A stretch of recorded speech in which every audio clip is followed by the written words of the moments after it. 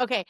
As the parent of two teenagers and one soon-to-be teenager, I read that. And I hate this kind of stuff. I hate it so hard. Like, be professionals, right? But I read that and I audibly snorted, okay, and laughed. I could not help myself. I was like, this is gold. And Welcome to Rivera Reeves, the podcast where we break through the bias, report the news, and occasionally trip over our soapboxes while ranting about the headlines. Every week, we tackle the biggest stories with sharp analysis, unfiltered honesty, and just enough sarcasm to keep it fun. So pull up a chair, grab your coffee, and join us as we wade through the spin because the media is trash and we have zero patience for their nonsense. Hey friends, welcome back to another episode of Rivera and Reeves. I'm Meseidy and I'm here with my friend Rachel. Say hello, Rachel. hello, Rachel. Dude, okay, so news cycle, of course, busy. It is a busy day Always. at the White House today, okay? Busy day at the White House because they're having a luncheon. I think it's like the Rose Club patio luncheon. It's or something. Republican Anyways, senators, right? yeah, it's all the Republican senators and they're, celebrating, congratulating each other because they're staying united in this entire government shutdown scenario. Or at least that's the narrative that the media is trying to portray. Also, demolition has begun at the White House in preparation for... In addition to the demolition is the Yes. people who are freaking the heck out, Freaking trying to out. I just read, in fact, you know what? Let's just. It is ridiculous. Okay. Maria Shriver just texted. It's a picture from the Midas Touch saying the White House has begun demolishing, all caps, portions of the East Wing of the White House to build Trump's $250 million ballroom, despite earlier claiming it wouldn't interfere with the existing White House structure. And Maria Shriver puts, "This breaks my heart. And it infuriates me. Hundreds of millions of dollars to build a new ballroom. Good God." I mean, she is devastated. They're all freaking out. They're all like, Hillary Clinton goes, "It's not his house. It's your house. And he's destroying it." And I'm like... No, he's not. It's not the White House. It's the East Wing, first of all. And literally every single president has come in. And Barack Obama built a basketball court. How many for his NBA friends to come like play ball with him? So, well, that particular wing was actually originally done by FDR, if I'm not mistaken. Right? So yeah, that add-on. What I don't understand is the ballroom's actually going to be able to be used literally all the time. And Trump's not living in the White House in perpetuity. Like, he's going to be gone. It's not his ballroom. He's not going to have like special rights to it. He can't come visit it whenever he wants once he's out of office. It's going to be the people's house and it's the people's ballroom. There's just a lot of narrative right now about it. He's destroying the house. He needs to... I'm sure I saw someone that was like, "I'm sure this is illegal because, I don't know, some commission needs to approve or whatever," which I'm pretty sure already got taken care of. Pretty sure they approved it. The case, you know what I mean? That the shutdown and taxpayer dollars, I was like, there's no money, no taxpayer dollars are going to the... Like, we can all calm down. It is literally just nothing panic. It is just something else to freak out about. So also the vice president is currently in Israel with Witkoff and Kushner. And I think they're trying to like make sure everybody continues to play nice because it has been a little dicey, but then everybody came back together and they're like, okay, we're going to play nice and try to move on to phase 2. So we'll see what happens there. And yeah, also, I just want to provide update. Trump had a win in the Ninth Circuit. So Ninth Circuit ruled that he can deploy the National Guard to Oregon. Yep. So and from the videos I've seen, Portland. The videos I've seen in the last 24 hours, they need to be there because it's like a war zone. Whatever is going on. Okay, so I don't want to get too far into the weeds of that particular situation, but so the lower court had put an injunction claiming that he doesn't really have the right to do it because it would have to be where, in order for him to be justified to do it, it would have to provide evidence that the federal agents were not being supported by local PD and that they needed the additional assistance. The lower court said that that's not the issue because people are running around in inflatable costumes. It's not really that serious. And then the Ninth Circuit was 3 judges. 2 of the judges ruled with the administration, one against. The one against was a Clinton appointee. And they were trying to make the same case. They're like, you know, the PD has it under control. This isn't necessary, yada, yada. Meanwhile, I sent you a video this morning from Nick Sorter. Did you see that video? Yes, I did. Yes, I did. I should have clipped the video. Wait, did I? No, I didn't. I should have clipped the video because in this, you have some protesters, and I'm air quoting protesters, flashing lights into the eyes of the officers that are on top of the facility while the PD is across the street. And then when the DHS officers try to disperse them, they run across the street for cover behind the Portland PD. And Portland PD lets them like go away. So please explain to me that they don't need assistance. Yeah. It's insane. Yes, correct. So that is what's happening. Also, we got a rare earth mineral deal signed yesterday with Australia, which provided some comedic moments that we'll probably mention later in today's episode. Well, and Trump also is going to pay back student loans. He's going to erase debt. Oh, yeah. I didn't love that. You were trying to forget about it. I did. Well, you texted me about it, and I was like, why? What? Why? I know. It's a lose. I don't like it. Yeah, I don't like it. But we're not gonna get bogged down into that. So if this is your first time here, welcome. You have found your new favorite podcast. Make sure you hit that follow button so you don't miss another episode. We're here every Tuesday and Thursday, Lord willing, as long as our schedules don't get weird. Okay. If you are not a paying supporter, I recommend that you consider becoming one. There is a link in the show notes where you get your episode ad-free. You get it early, a whole day before it comes out on YouTube, because we are now on YouTube. And you'll get to see the video on our Substack exclusively before all the YouTube viewers. So, which is great. It's great. Yeah. Like it's, and bonus episode. Okay. Because we got an unfiltered episode coming up for this month. So what are we talking about today? We're going to talk about Mondani, which is the New York mayoral race, which it looks like he's going to win. Some news about a Louisiana man. And we're going to touch on the No King protests that happened over the weekend. Oh, joy. So excited. I mean, they were exciting, invigorating, young, energetic. Yeah, youthful. Youthful was the word. It was a youthful movement. I drove through one, and youthful was not the adjective I would choose, but we'll get to that. We'll get there. So I mean, I didn't drive through one. I drove by one. I should clarify. You need to specify that. You do. Yeah. Nowadays, you need to specify that. So let's talk about Zoran Mondani. And people are going to be like, why are we talking about the mayoral race? Okay. And it's because it is, I think, a nice setup as I like to eventually get all of our stories together, and you'll see connections. You'll see a method. There's a method to Meseidy's madness. A little bit on occasion. So Mondani is the New York City mayoral frontrunner. He's currently polling at 52% versus Andrew Cuomo's 28%. And the Republican candidate is Siwa. And I think he's like in the lower double digit. No, I think he's in the single digit. I think he's at 12% or something like that. No, I saw one the other day that was 9%. Okay, yeah. Well, he's getting a lot of pressure to step out of the race in the hopes that his voters will coalesce with Cuomo and we can stop Mondani. Now, what went viral recently about Mondani was it was like a breadcrumb of things. So he did a interview with Martha McCallan.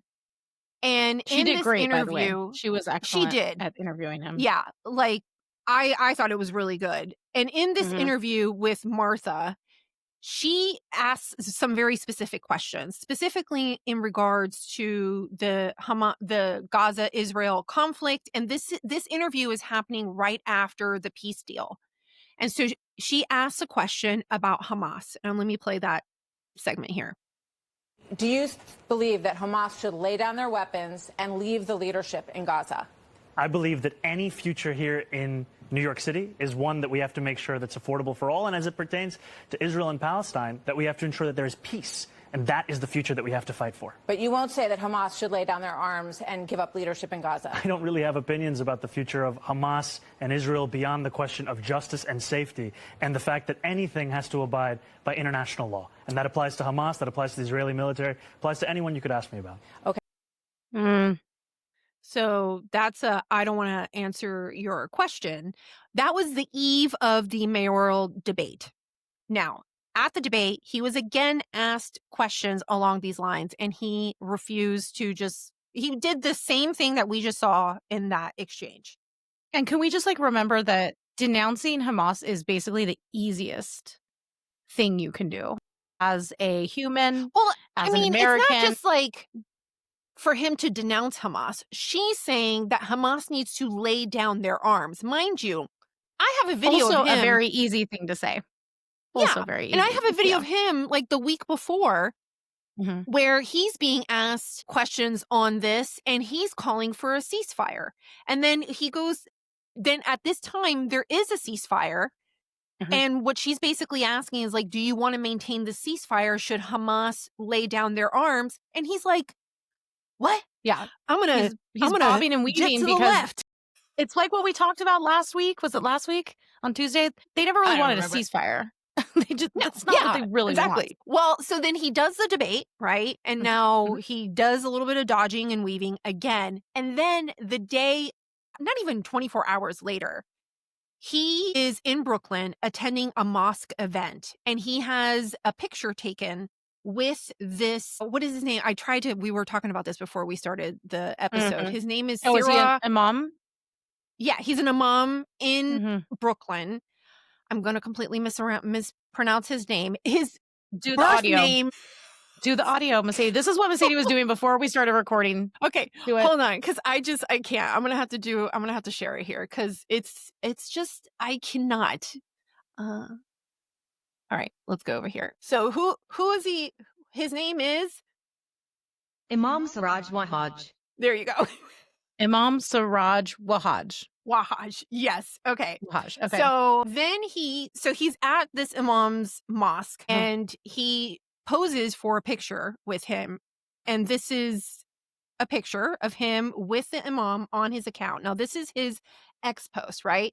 And he describes him as the foremost Muslim leader and pillar of this community, celebrating him. So who is this guy and why does it matter? Okay.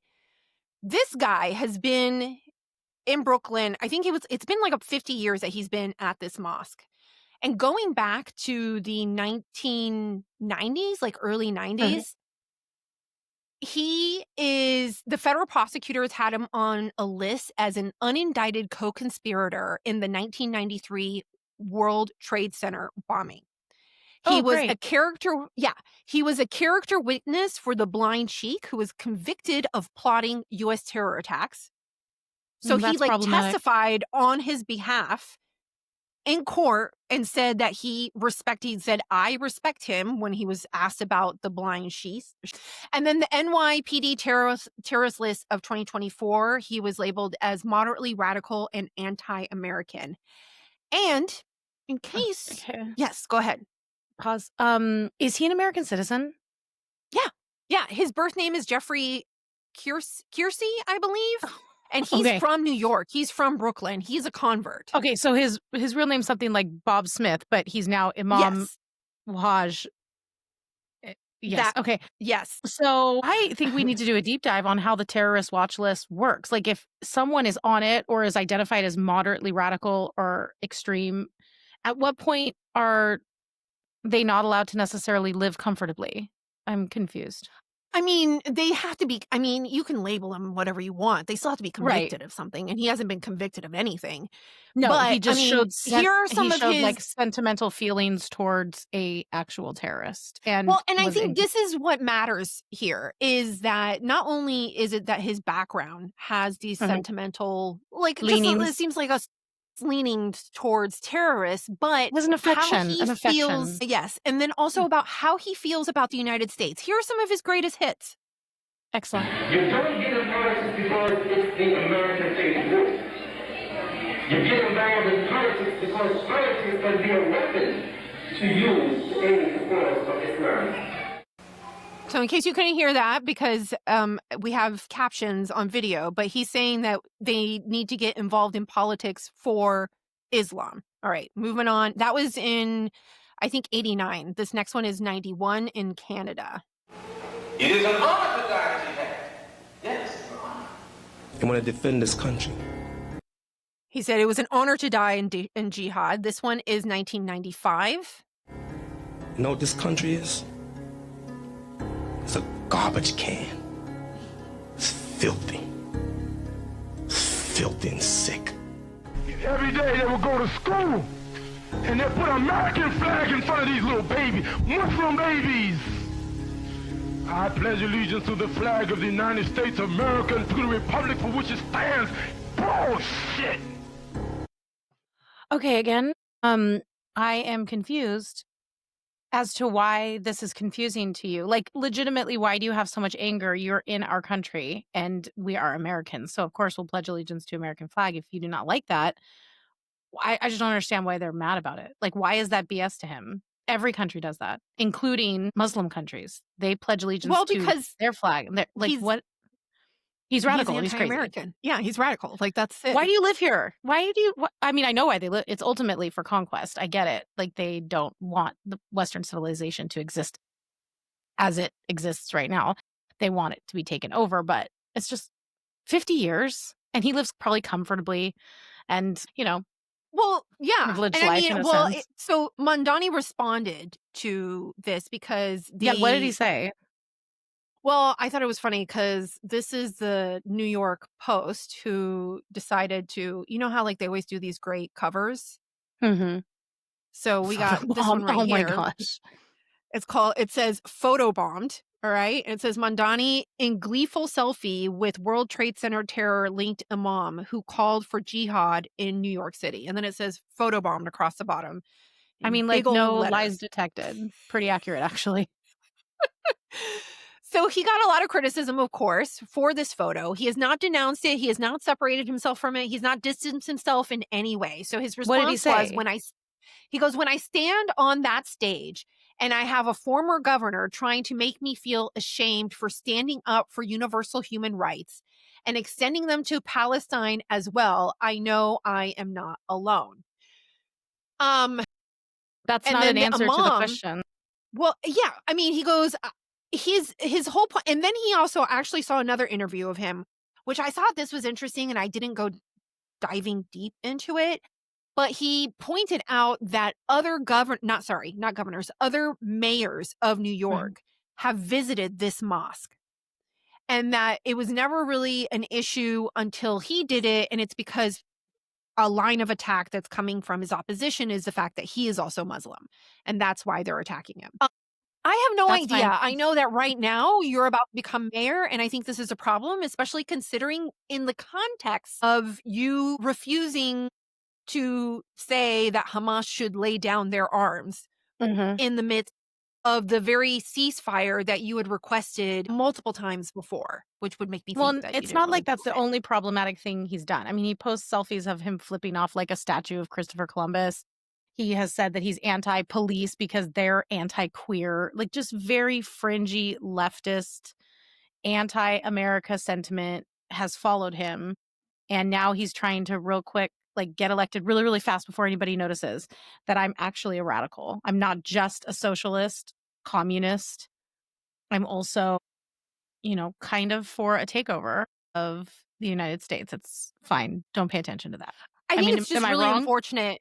No, I don't disagree with you at all. I think that's exactly, and it's because like the issue with him is that, of course, Cuomo has a ton of baggage. And honestly, this is like the worst of all of the worst options is the situation in New York right now. And you also have someone, Mondani, who's incredibly skilled at messaging, very charismatic. The grin is creeping me out. I can't even express it used to be charming. It used to be charming for a minute. Now it is creeping me out. And now it's like something bad's going to happen. Like something's off. And there's no question, like he looks like he is about to, unless there's something very dramatic that happens, he is going to be mayor of New York. He is going to be the mayor of the financial heart and institution of the United States of America, which I think should be a major concern in general in regards to his communist socialist leanings.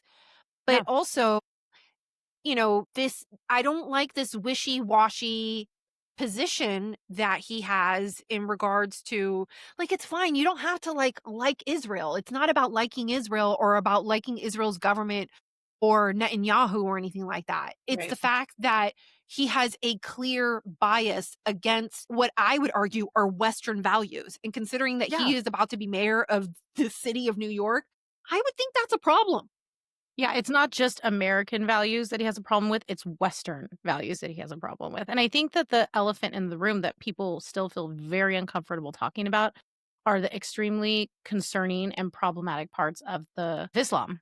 And they don't want to address that, but it needs to be addressed because it's a rising concern, because it's a rising population growth in lots of cities and states around the country. And they run, if we're honest, their belief system runs counter to a Judeo-Christian lifestyle and our tradition in the West. And they can't cohabitate. And so that needs to be addressed too, because his religion, just like my religion informs how I vote and what I do, his religion is going to inform that for him as well. I think the whole thing, like AOC would be bad enough. Okay. With socialism, communism, right? This is that, and being, against Western values in general. So there's no, to me, like, you don't have to like tiptoe around it or anything. Like, that is a clear, and even if you were to take, like, you can even take his faith out of it. It just compounds it, is what it does, because of his political views of him being, where he tries to categorize himself as Democrat socialist, but that is not, I see him much more extreme than that. I see him more extreme than AOC, and AOC is problematic. For sure. Enough as it is. And I don't know why no Democrats are coming out and saying anything. Like, I get why people like Chuck Schumer aren't, but if you're a Democrat in like a purpley area or one where there's not too much at stake as far as like your seat in the House or something, you need to be speaking out about this. Just say, no, he's a little too radical for America. Like, that is not a bridge too far. I feel like the Democrats are a bunch of wimps on this issue. Well, it's actually interesting that you bring that up, because there was a moment that went viral not too long ago, and this is a little bit of a segue, and I had sent it to you. So Aaron Rupar, who is an annoying account on X, he's a progressive. He is very frequently does out of context clipping, right? And so leading up to the No Kings protests, there was a lot of discussion in Democrat circles about how the administration, specifically because of something that Caroline Leavitt had said, categorizes Democrat voters as terrorists or criminals or illegal. And it was because of this clip that Aaron did. And I actually have the full clip to provide the full context. And I think it matters because of this subject that we're talking about and what we're going to lead into. Let me set up the full clip. So it's going to repeat the interview of Martha McCallum with Mondani. But the cut, it happens after that, so you don't know what's going on, and it cuts it at a point where it takes away the context. But I'm going to play the whole thing for you guys first. I did it again. Hold on. Go back. Okay. Do you believe that Hamas should lay down their weapons and leave the leadership in Gaza? I believe that any future here in New York City is one that we have to make sure that's affordable for all. And as it pertains to Israel and Palestine, that we have to ensure that there is peace. And that is the future that we have to fight for. But you won't say that Hamas should lay down their arms and give up leadership in Gaza. I don't really have opinions about the future of Hamas and Israel beyond the question of justice and safety. What is White House reaction to all of that, Caroline? Well, that's a classic case of I don't want to answer the question because I know it's wildly unpopular. In the Democrat Party, this interview proved that the Democrat Party's main constituency are made up of Hamas terrorists, illegal aliens, and violent criminals. That is who the Democrat Party is catering to, not the Trump administration and not the White House and not the Republican Party, who is standing up for law-abiding Americans, not just across the country, but around the world. It's President Trump who is...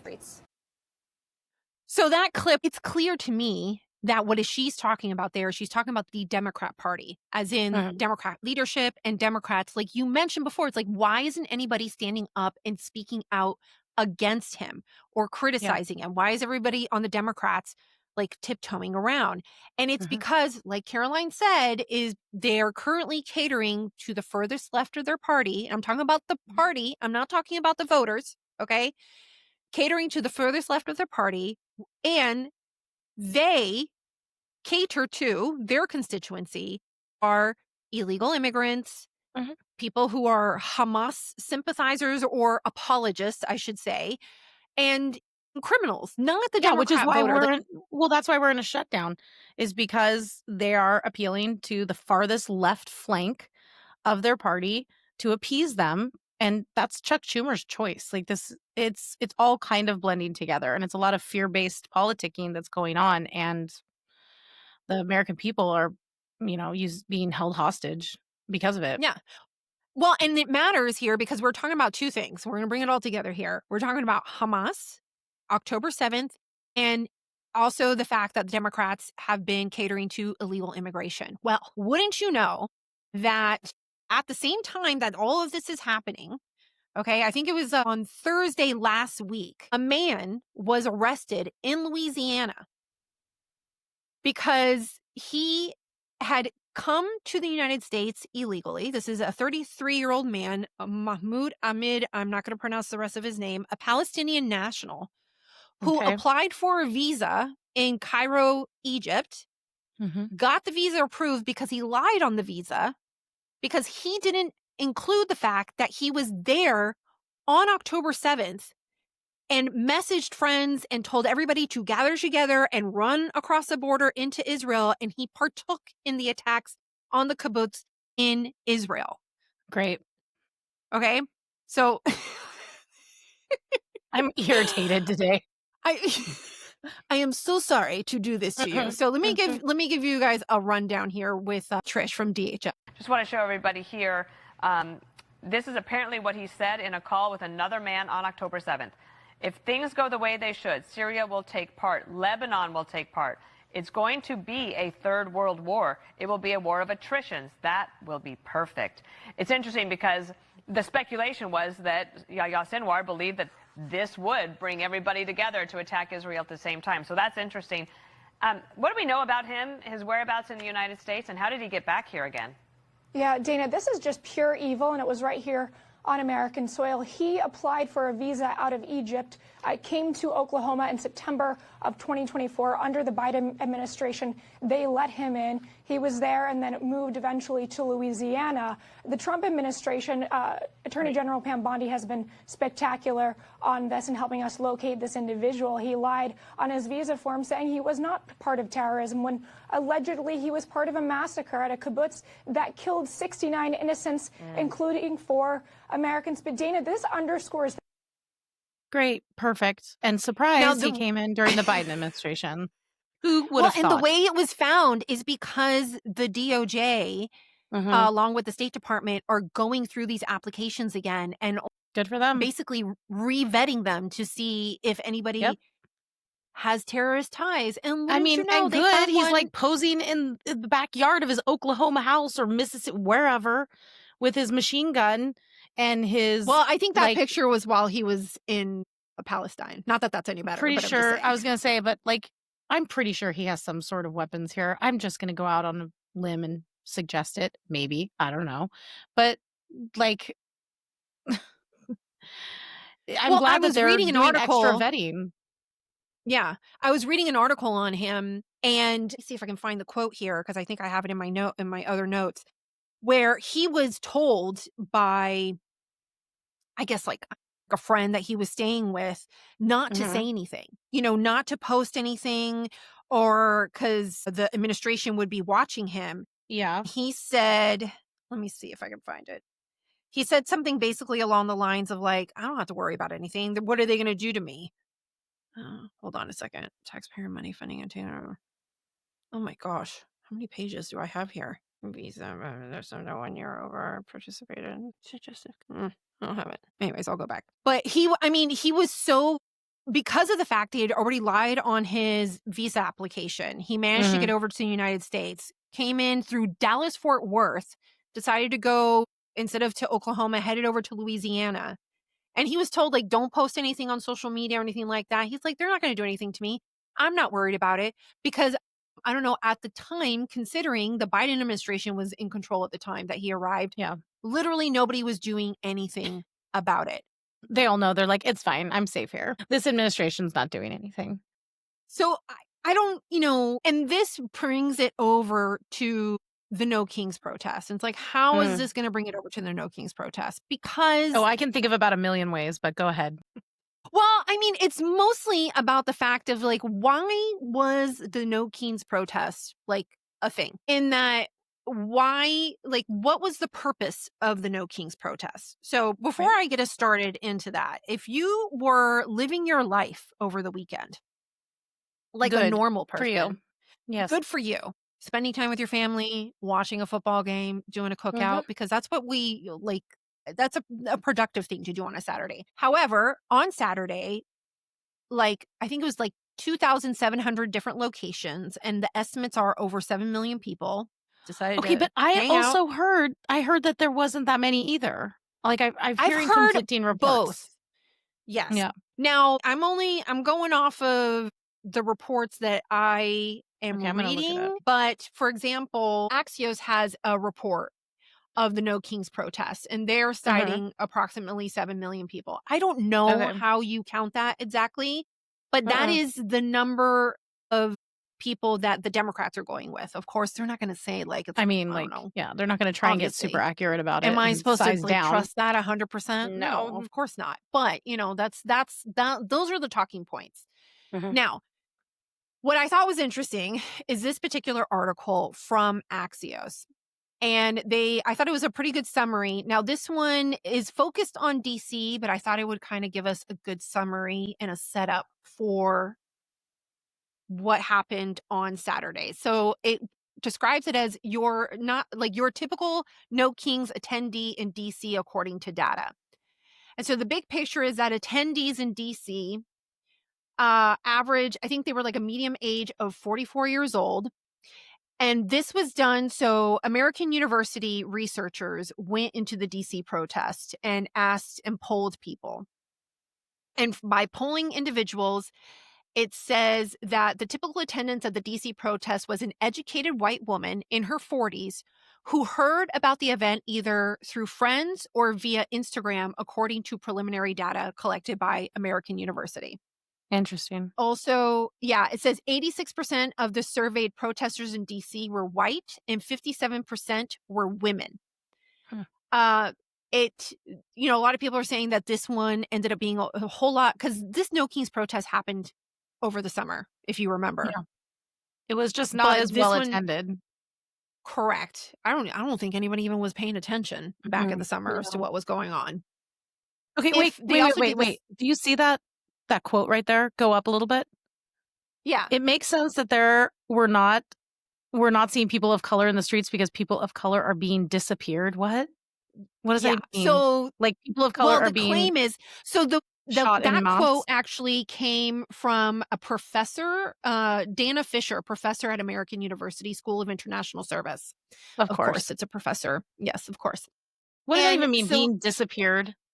What? Well, they're making the argument that it's because ICE is coming in and snatching people of color off the street for no reason whatsoever. Right. Which I'm like, okay. No. Yes, exactly.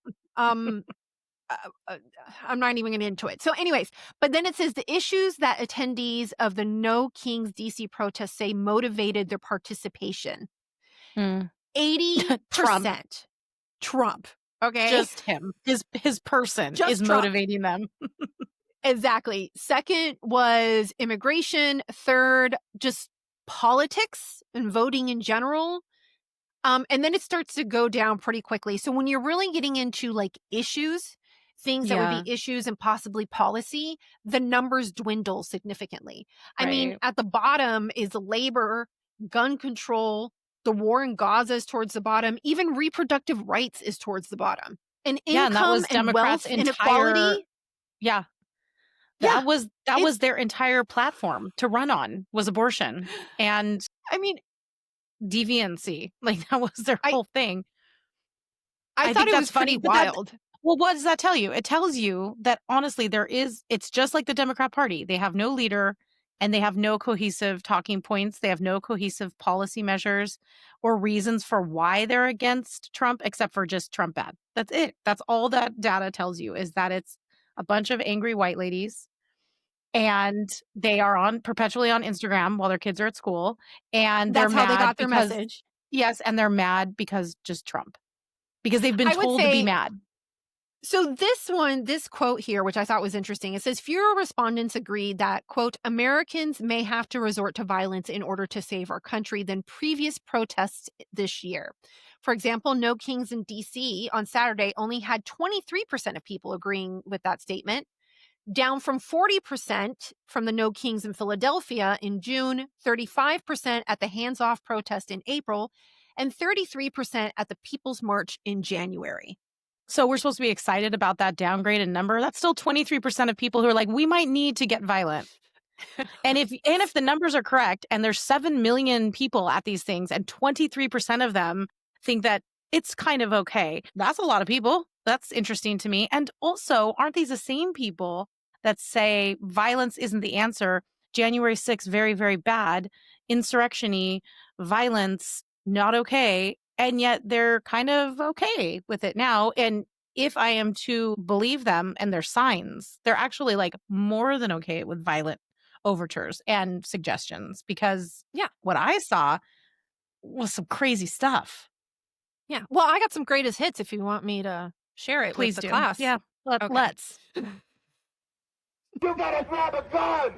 We gotta turn around the guns on this fascist system.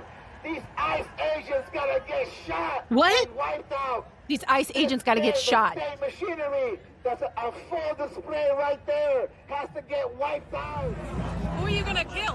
Nazis. Who do you define as a Nazi? What do you mean? It's pretty. In this context, who's a Nazi? Stephen Miller's a Nazi. So you're gonna kill Stephen Miller's a Nazi.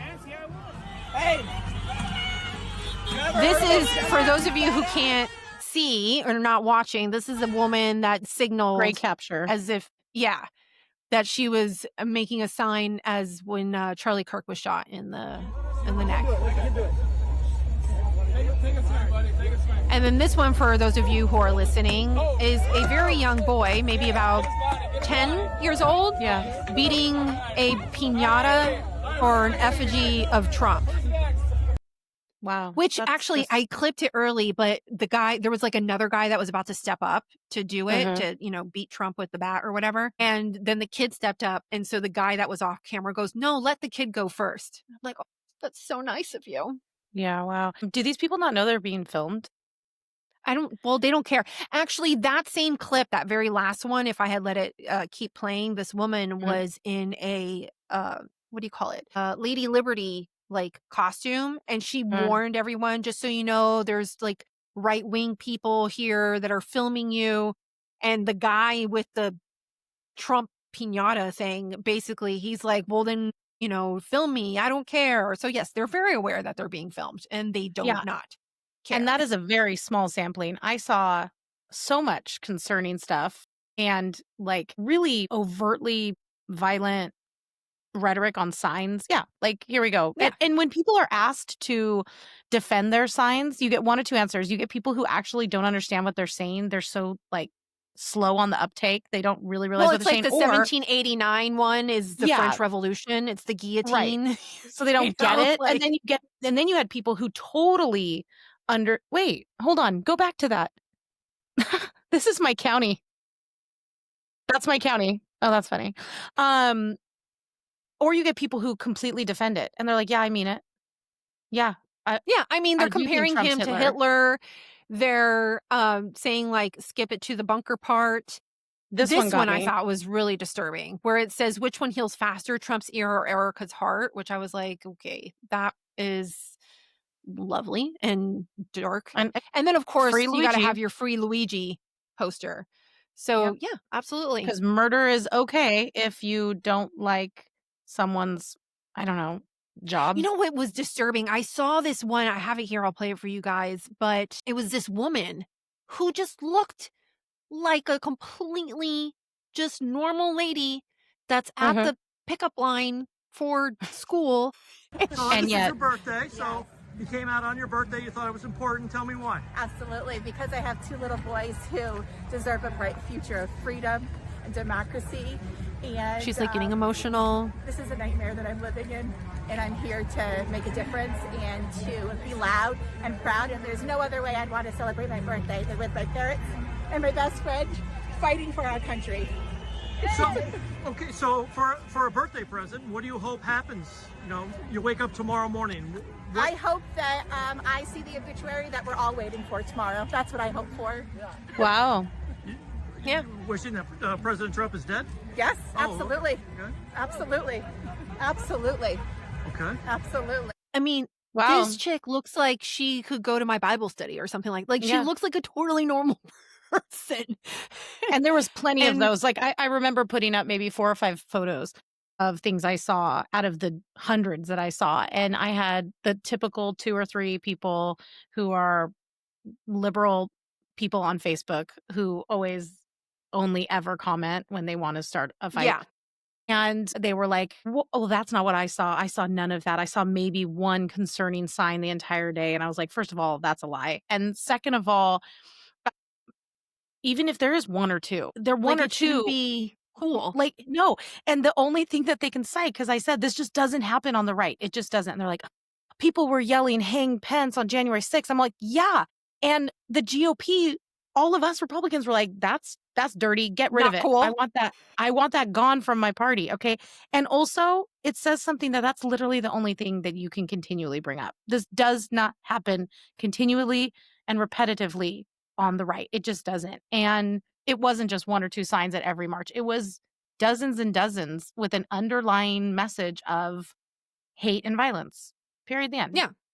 Yeah, absolutely. Well, and I saw this interesting exchange on X, and I saw it a few times, where the claim was that because there were no counter protests, that was evidence that the objection to the No Kings or like the messaging or to the Democrat Party in general is just an online thing, that it's not really what real people think. And I'm like, no, it's because real people like were spending time with their family and have a job and they're not going to do that. But also a like you never see, or I shouldn't say never, that's not fair. You will rarely see, especially not in a significant way, a counter protest to Democrat protest, because the Democrats then get hostile with the counter protest and a lot of times things will escalate. Yeah. I'm not going out there. No, absolutely not. I would march for all kinds of things, but I have kids and I just know all it takes is 1 or 2 people to pop off and then you are. Well, and even if Republicans were to do a protest, you would see counter protests and it would more likely than not pop off because they would begin to harass them. I'm like, please, there's only one side currently that can just go out in public with signs and with protests and their glitter and their inflatable costumes going about their life as if it were nothing and not be concerned, ironically, that the king is not going to shut down their protest. Yeah, and he's not. And he didn't close off streets. Or any of his supporters for that matter. He didn't close off streets or, reroute people or tell them that they couldn't. Like, I don't know, Barack Obama did during one of the shutdowns when people wanted to protest. He was like, no, you can't. Sorry. Trump let it happen. You know what I thought was interesting, too, was when some of these reporters on the ground would say, yeah, you seem really upset and you have a lot of hatred and anger towards this administration, towards Trump. What is it about your life that has worsened substantially since he took office last January? And the amount of people who just couldn't identify something that is bad about what is happening to them personally. They just couldn't identify it quickly. If like this woman who wants to wake up to Trump's obituary, when she says, I can't believe I'm living through this nightmare. This is horrible. And what's happening to me. And if he would have asked her, what is happening to you specifically? Like, what is what has gotten worse since Trump has taken office for you and your life and your family? Can you give me specific examples? All of these people that were interviewed and asked that question, so few of them could identify anything at all. Well, that poll from Axios is evidence of that. I mean, the actual issues that would apply to people personally when you're talking about the economy.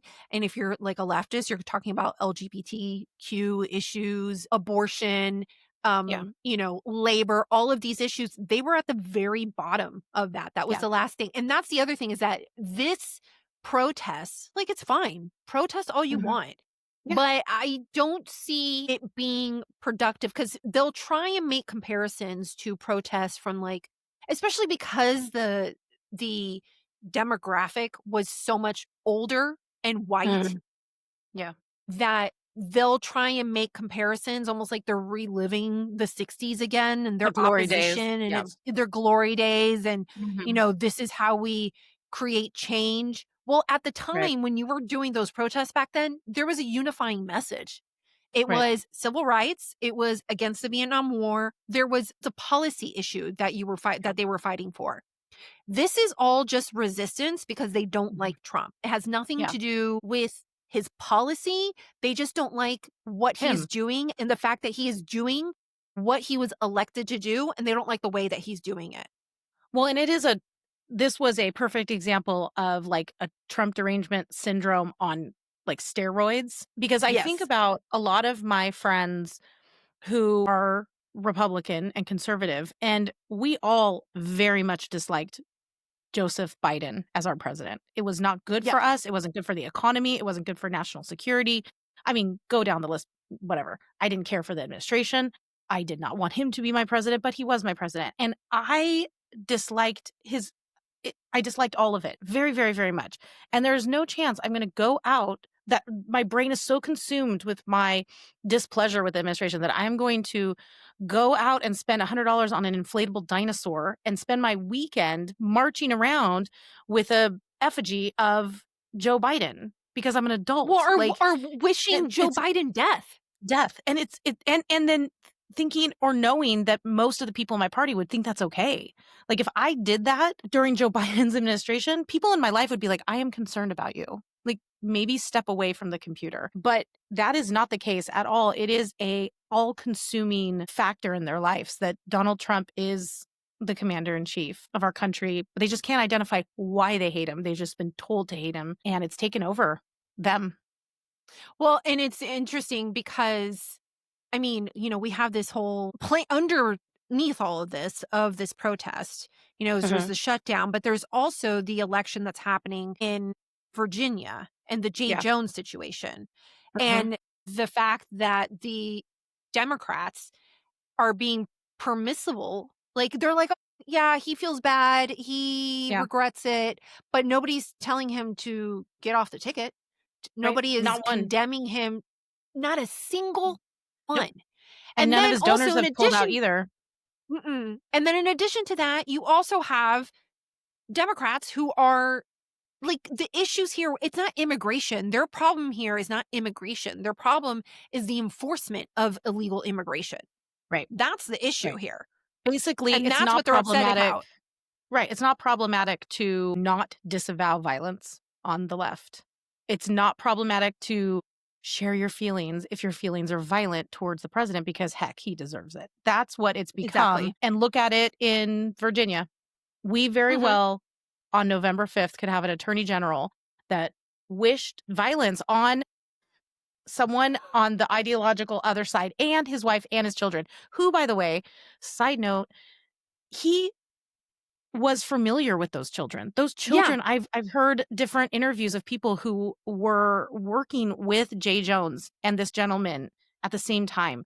And they would say those kids were all the time at the Capitol, running around. He was familiar with them. He knew them. He would have had to have met them at some point. And to know that little tidbit, and then know he, again, doubled down on wishing pain on them, and that no Democrat is willing to just say, this is unacceptable. Or donor. And they have even less to risk, a donor. I mean, how hard is it to say, no, I don't want to give my money to this wacko? But there's a permission structure now, and it is totally permissible on the left to speak freely about violent tendencies Like, that's just what it is.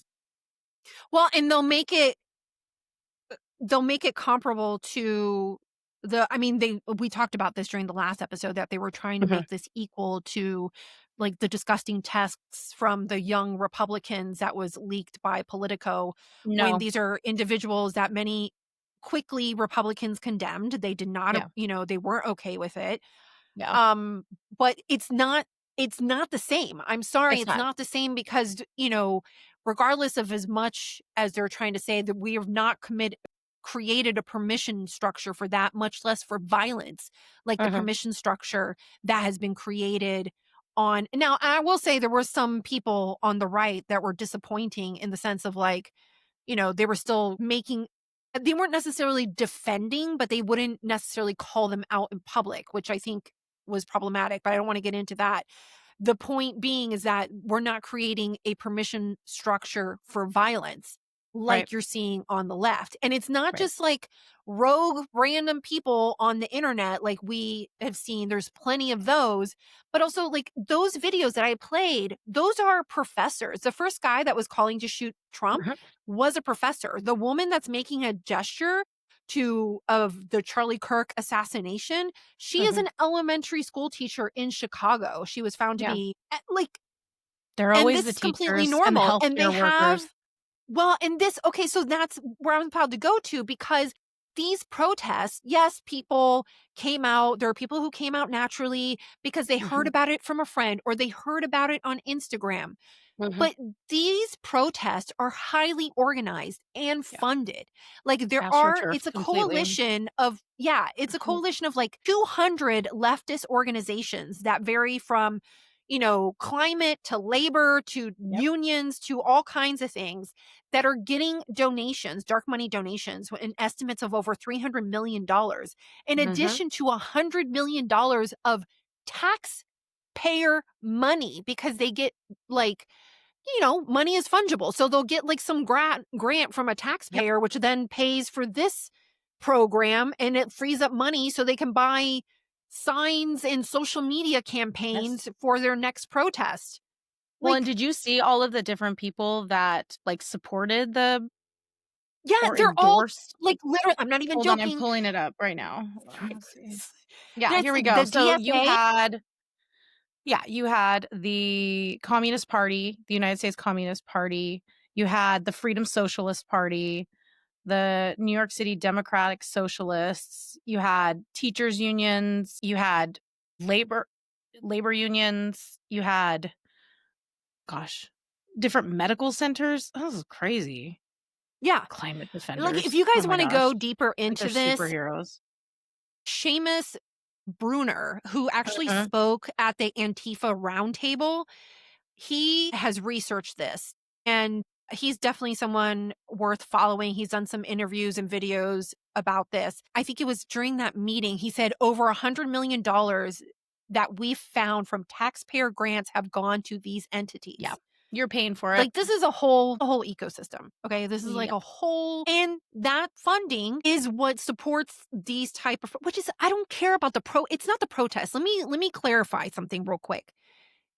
I don't have a problem with the protest. I have an issue with this protest being framed as like some grassroots kumbaya initiative that and it's supposed to be by organizations that are opposed to the oligarchy and the billionaire class, who is being funded by the billionaire class, who is in opposition to general principles of the United States, with organizations like the DSA or the communist supporters. You have Chris Murphy speaking up on stage with Mehdi Hassan, and like this is not a normal like grassroots. And I feel bad too, because I know people who went to the protests and they're like all excited to go to the protest with their posters and, a kid, and it's all peaceful, and not really fully understanding like the underlining, like you're almost being used, unfortunately, by a much more sinister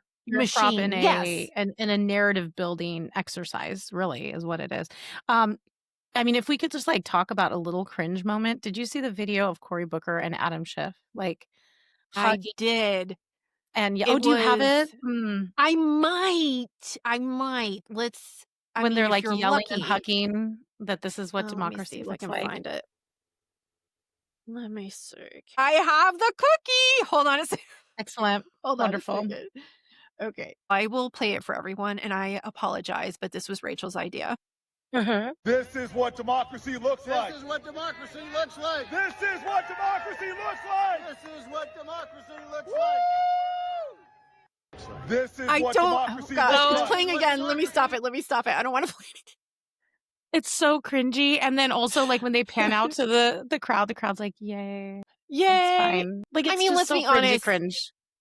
I feel bad for. I can't even believe I'm about to say this, but I kind of Don't feel say it. bad for. Oh my gosh, I already forgot his name. What is Schiff for Adam Schiff? Because Cory Booker is a theater kid. Like he is performative. He has done these type of performances. He just kind of got and over again. He got like dragged in and looped in. Yeah. So I feel a little schmidgen bad, but it is very embarrassing. I do and not. you're like, absolutely not. No. So, but I mean, these protests, they're calling for Trump's death, right? They're making assassination jokes. They're funded by $3 million dark money. Trump was asked about it. Did you see him on Air Force One when he was asked about the No Kings protest? Yeah, when he said, "I'm not a king." I like that line, actually. Over the weekend, the No Kings protest is I think it's a joke. I looked at the people. They're not representative of this country. And I looked at all the brand new signs paid for, I guess it was paid for by Soros and other radical left lunatics. It looks like it was. We're checking it out.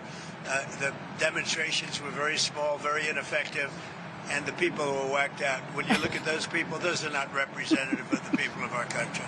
Mr. President, besides San Francisco... By the way, I'm not a king. I'm not a king. I work my ass off to make our country great. That's all it is. I'm not a king at all. I mean, he's right. He's not a king. It's like what Speaker Johnson said yesterday when they asked him about whatever they asked him about for day 700 of the shutdown. And he was basically like, you guys, these No King protests, it's silly. The wording is so dumb because if he was a king, there wouldn't be a shutdown. Like if he was a king, he could have the power to do all kinds of these things that you guys complain about, but he's not a king. And he is exactly right. The irony with the shutdown is, and I think, there's a messaging battle going on. And the Democrats it remains to be seen if they're winning it. But right now, I think they're kind of even. And what they're trying to say is that it's the Republicans that are keeping the government shut down. But what's failing to resonate, I think, with most people is the understanding that the reason we're shut down is because of a filibuster, because of the Democrats, because they need 60 votes. And every Republican has voted for a clean CR, and the Democrats are refusing to vote for a clean CR that they have voted for before. That's basically what it is. That's pretty simple to understand. It's not really that hard, but most people don't. They hear the narrative, which is a very easy one, because the problem is that the Republican explanation kind of gets you in the weeds a little bit about procedure versus the Democrat explanation can be very simple because you're like, the Republicans have the House, the Senate, and the presidency. So it's their fault. Well, that's a lot easier for people to understand than the process of you need 60 votes. There's a filibuster. Then you have to break that filibuster before, that's a process. And so in that sense, the messaging battle is a little bit more challenging for the Republicans than it is for the Democrats. But I will say that the Democrats are not improving while the Republicans are manning, even Trump, like that guy that does the numbers on CNN, Harry, the character, he's really animated. I forget his last name. His first name is Harry. He actually brought up this shutdown specifically about Trump's approval numbers because there was a shutdown during Trump's first administration. And during that shutdown, his approval numbers went down 3 points. Well, they're currently up 1 point. Yeah. So he's not even really getting touched by this, much to the frustration of the Democrats. So another thing that the Democrats were particularly upset about, which I don't want to talk about I hated. I hate it. I don't want to talk about it. I know you hate it. We have to talk about it. I hate it. Hated this, okay? But so much. I'm less hating it, but for different reasons. So if you guys were offline this weekend, congratulations. You missed an AI video that was posted by Trump that has gone viral. And I find this first of all, the video is ridiculously stupid. And I would argue probably out of like the many things that Trump posts, this is probably one of the worst ones or the like least tasteful ones. Yeah, I hate it. But he's posted it, and now the Democrats and the legacy media are talking about it and not talking about other things that they should be focused on for Democrat messaging. So, but this is an AI video, if you guys have been around. It's Trump with a crown and a jet dropping waist on Harry Sisson at the protests. Okay. Well, and just dropping poop everywhere on everybody. It's not just like everyone. It's not. Well, so Harry Sisson is this, I think he's like 23-year-old Democrat operative. Yeah. Content creator. He's incredibly annoying, really annoying. And somehow extremely popular. I don't get it. And he went hard for Biden. Like he was really into the whole dark Brandon thing. Biden's killing it. He's amazing. So now like that happened. The media's been really obsessed with the video. And poor Speaker Johnson was asked about it. This was actually he's really in a tough spot here. I know. I feel kind of bad for Mikey, but let's listen to him. Say that the President of the United States over the weekend released a video of him pooping on the American people. The President uses social media to make the point. You can argue he's probably the most effective person who's ever used social media for that. He is using satire to make a point. He is not calling for the murder of his political opponents, and that's what these people are doing. I mean, they're in one of these photos. I think there's a picture of the president hanging in effigy by a noose on one of these, the one on the far end. I mean, it's unconscionable. Look, we. I mean, he's not wrong, but he's still, like, could we just like stop posting this stuff? Actually, I hate most of the it so time, much. I appreciate it. I actually enjoy it. I didn't like this one. Now, Harry Sisson, though, is kind of crying about it and whining about it. And he's also getting interviews on like Don Lemon. Oh, so he's loving it, actually. Yeah, like he's starting to do like a little news cycle. He sat down with Don Lemon. He's doing like all these little podcasts. He's like, and he's insinuating that the reason that the administration is doing it, because he actually did an X post about like, can somebody ask the president, like one of the reporters asked the president why he did this. And JD Vance was like, yes, he's like, I will relay your message. So then it's kind of turned into Donald. This. Yeah, I'll ask Donald for you. It's stupid. It's childish. I hate it. It is childish. It is stupid. It is unnecessary. And what is sad is that the legacy media can either choose to ignore it and like actually talk about bigger issues. But instead, they have Harry Sisson coming on and talking about it. Right. Like, I just don't get it. Of course, I don't really because think like it's like a winning issue for them and their base. It's just another Trump bad. That's an easy win for them. But I feel like at some point, like, I think we have gotten to the point that, yes, this is tasteless. I don't like it.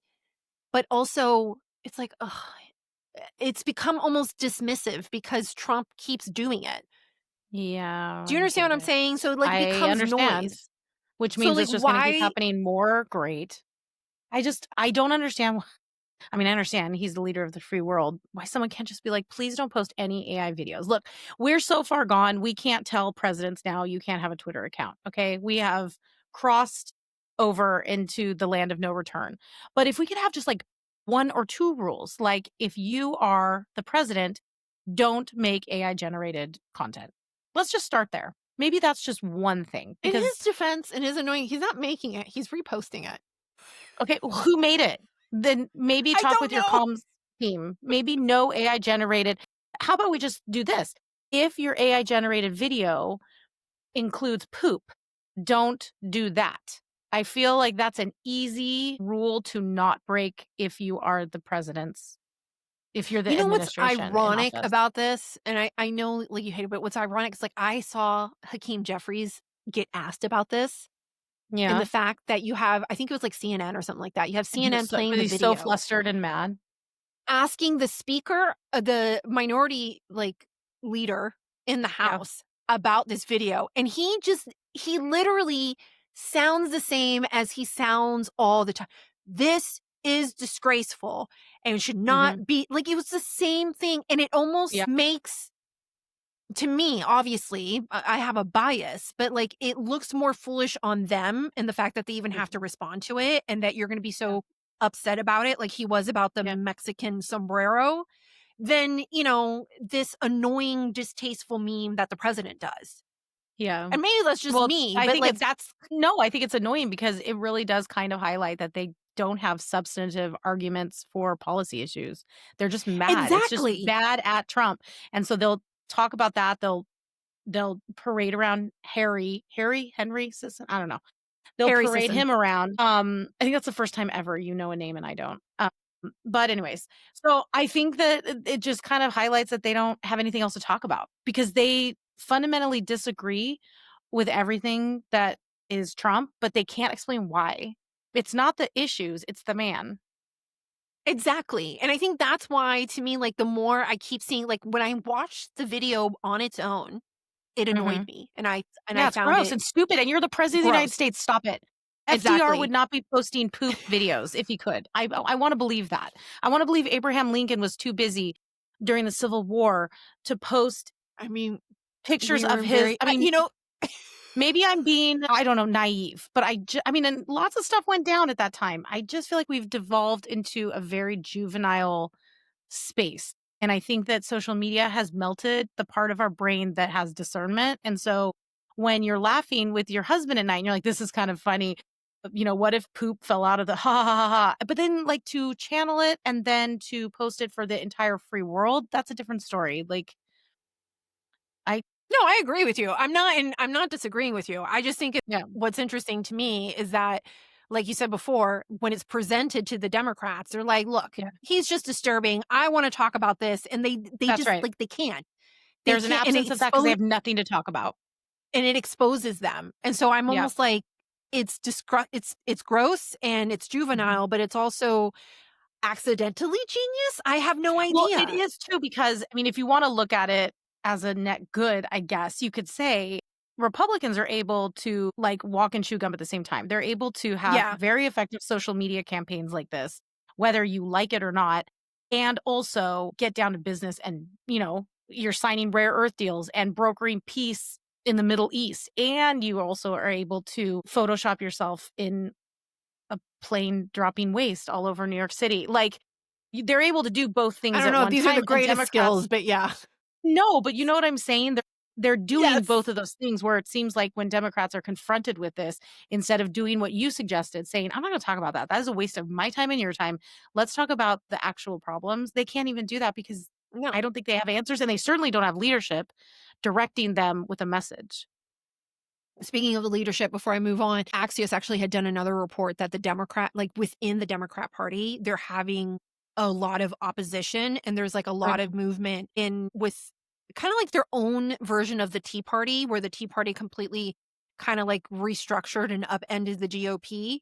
There's something like that going on with the Democrats. The scary part is that it's with the most progressive of the Democrat Party. Yeah, that makes sense. So, yeah. They're not getting exactly what they want, so.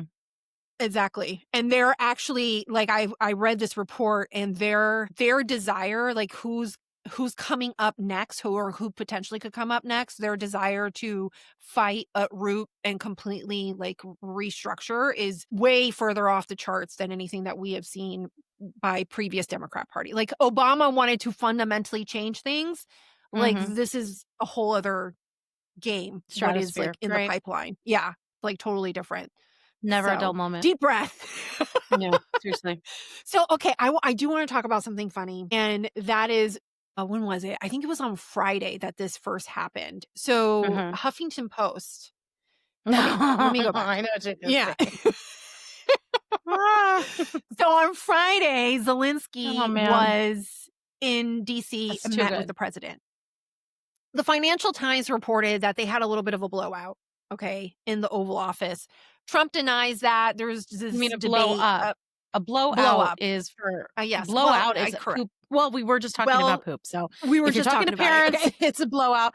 Or it could be talking about Trump's hair getting blown out, Correct. which I bet you actually happens. So I'm just going to throw that out there. Financial Times claims, unnamed sources, that Zelensky and Trump got into a really big argument behind closed doors in the Oval Office because there sounded like at a time that Trump was going to be providing more support and probably Tomahawk missiles to Ukraine. But then Trump had a phone call with Putin. Seems like things changed a little bit. And then they ended up in this argument. He denies the argument. Trump just wants the fighting to end. And he's arguing like, look, you got that territory. You held on to this territory. Let's just divvy it up and call it a day. Yeah. And, you know, there was a debate over that. So following that meeting, there was news. There was talk that Trump was going to fly to Budapest to have a meeting with Putin. So this would be like the the Alaska Summit 2.0. Yeah. And the Huffington Post contacted the White House for comment on this headline here. And it goes, Trump to hold Putin summit in Budapest, where Russia promised not to invite Ukraine. And then it says, asked who chose Budapest given the history, top White House aides told Huffington Post, your mom. Okay. As the parent of 2 teenagers and 1 soon-to-be teenager, I read that. I howled. And you know I hate this kind of stuff. I hate it so hard. I hate it. Like, be professionals, right? But I read that and I audibly snorted, and laughed. I could not help myself. I was like, this is gold. And I went in and I showed it to my girls. I just handed them my phone. And they sat there and they read it and I could see their eyes be like, what's he going to say? And then they were howling. And I was like, this is not how we conduct ourselves as professionals. Is it, girls? And they're like, no, mom, that's so good. And I was like, yes. And now I didn't know, was it Caroline Leavitt that actually responded with your mom? Yes. Yes. Oh, so see, I she didn't know responded that. with your mom. And then Stephen Chung, I think they also, I don't know if they reached out to him or if, because they ended up saying that like your mom, he responded with your mom did. And I think maybe it was like in a reply post or something like that, which I thought was freaking hilarious. Okay. Now for context, the full question. So Caroline Leavitt did end up posting this. And, you know, the left is kind of like pointing it out as like, oh, she thinks that this is something, you know, like beneficial or it helps her case or whatever. But so the reporter from the Huffington Post had sent her looks like a signal message. And it says, the president aware of the significance of Budapest. In 1994, Russia promised in Budapest not to invade Ukraine if it gave up the nuclear weapons it inherited when the Soviet Union dissolved. Does he not see why Ukraine might object to that site? Who suggested Budapest? Thanks. And her reply is, your mom did. Then he replies with like, is this funny to you? And Caroline replies with, it's funny to me that you actually consider yourself a journal. You are a far left hack who nobody takes seriously, including your colleagues in the media. They just don't tell you that to your face. Stop texting me your disingenuous, biased, and BS questions. I mean, and well, look, this is not the New York Times. This is the Huffington Post. And that's what I explained to the girls. They were like, Mom, that's like, you know, between that and the poop AI thing, my girls are kind of getting the idea that it's like the Wild West, right? At the White House. It is a little bit of the Wild West. That is correct. But I told them, I said, okay, to play both sides. Do I love that? I mean, no, but yes, because I didn't. Did I laugh at dinner? Absolutely, I did. But I said, though, to defend it, the flippant your mom, you know, answer or reply. I mean, the Huffington Post runs hit pieces every day, all day on anything that even touches Trump. So for them to all of a sudden think that they're like journalistic bona fides or, you know, off the charts or something, and to assume that they're going to get any information like handed to them on a silver platter from the White House, it's just so stupid. Like, why would they tell you anything? You're not a serious publication. Clear too. Yeah. And it's clear too from the way the question is set up is that they're setting up the question to make it to perpetuate the narrative that Trump favors Putin.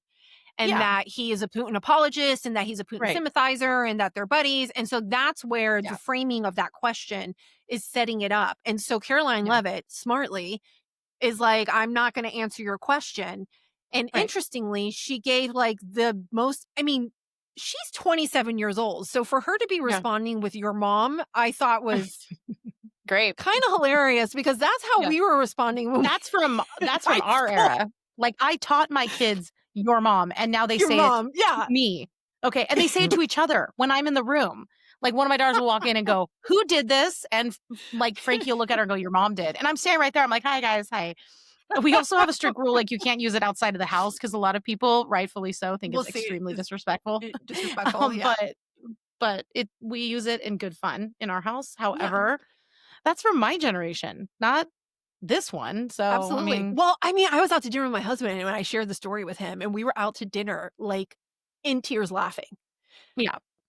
My kids think it is the most effective comeback of all time. And the reason that they know about it, yes, I mentioned it to them, but it was reiterated when they watched Napoleon Dynamite for the first time. And when he said something like, about, I'm trying to save money for college, the poor girl selling the bracelets. And his brother is like, your mom goes to college. And my kids just was like, that's it. That's my comeback for all of life. That's what I'm going to be saying.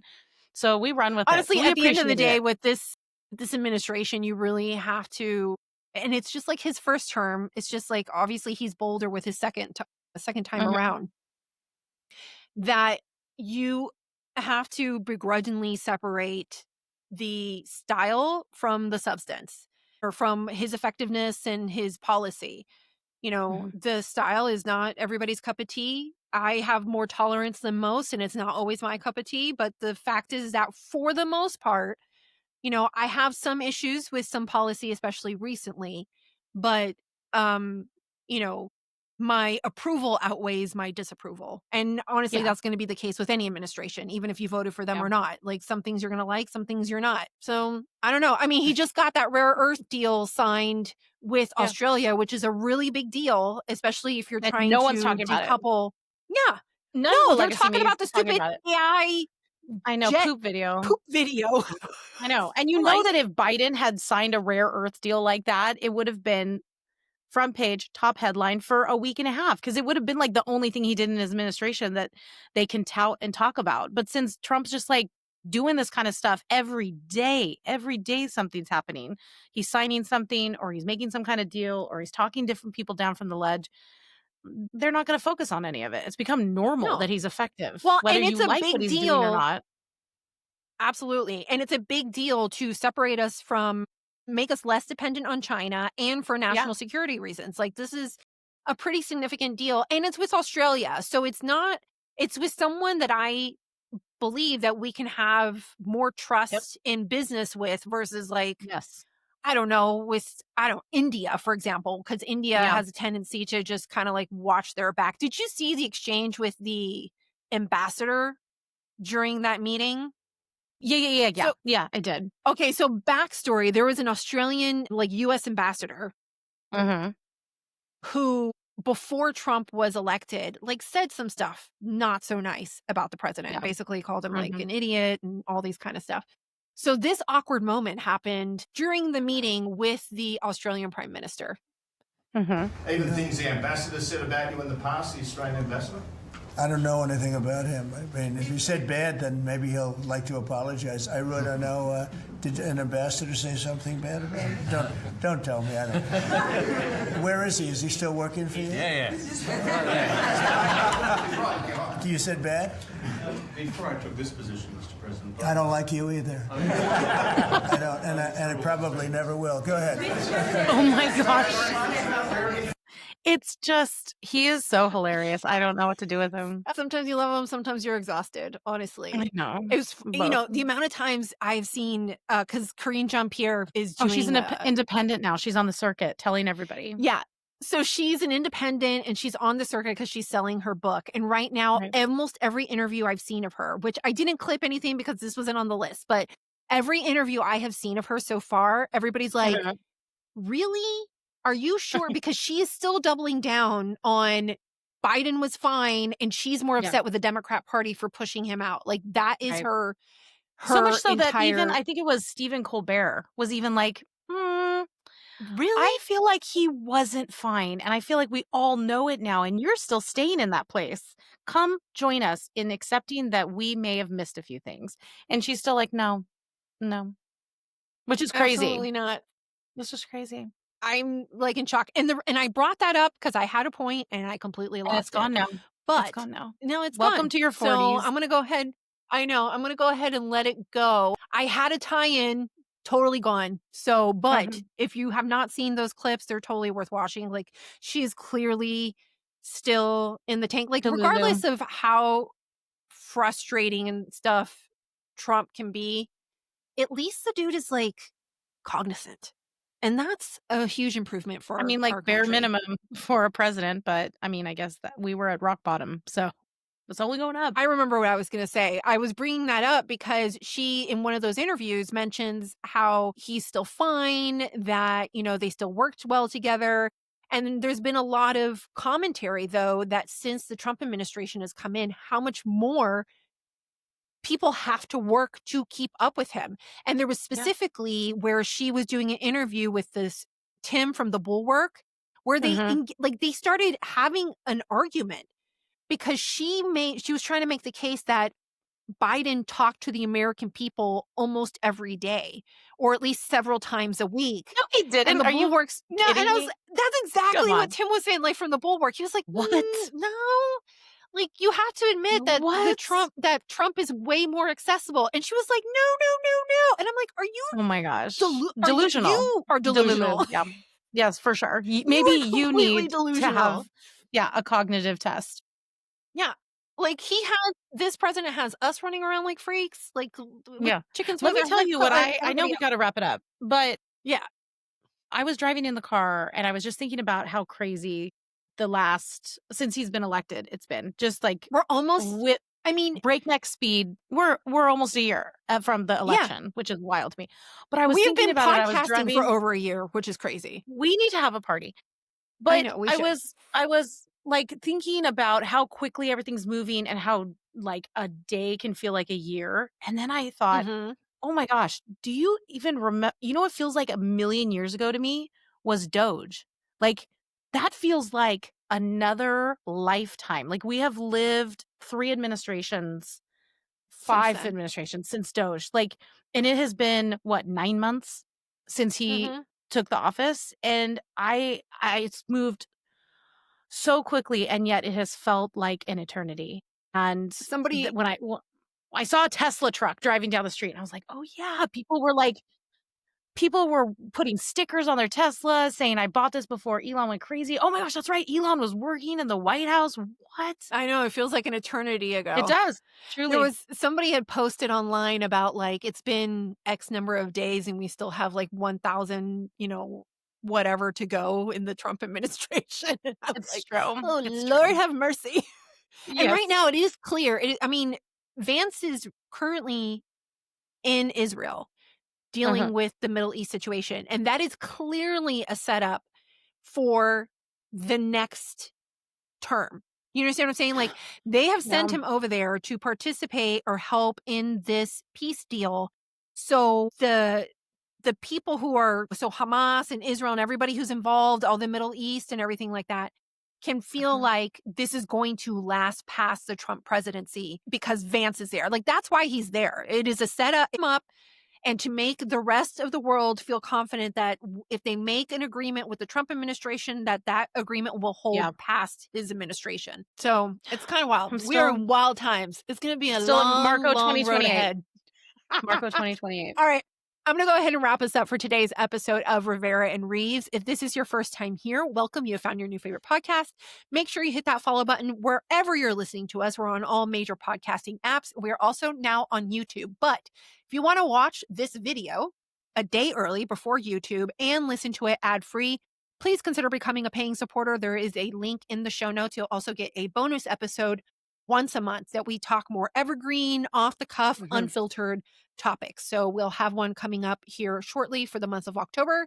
You don't want to miss that. And you'll also get our entire archive once you become a paying supporter. Also, if you are already a paying Rivera and Reeves supporter and you've considered subscribing to one of our individual Substacks, go ahead and leave a comment on the Substack or DM us separately and we'll share an exclusive Rivera and Reeves subscriber discount to our individual Substacks. Okay, that's it. I think that's all we have. Did I forget anything? I always have to I need to make myself a checklist. I don't know. There's always going to be something we can talk about. There's always something else. Okay, that's it. That's all we have. Here is a reminder that the media is trash and we have no tolerance for it. Okay, bye. Bye.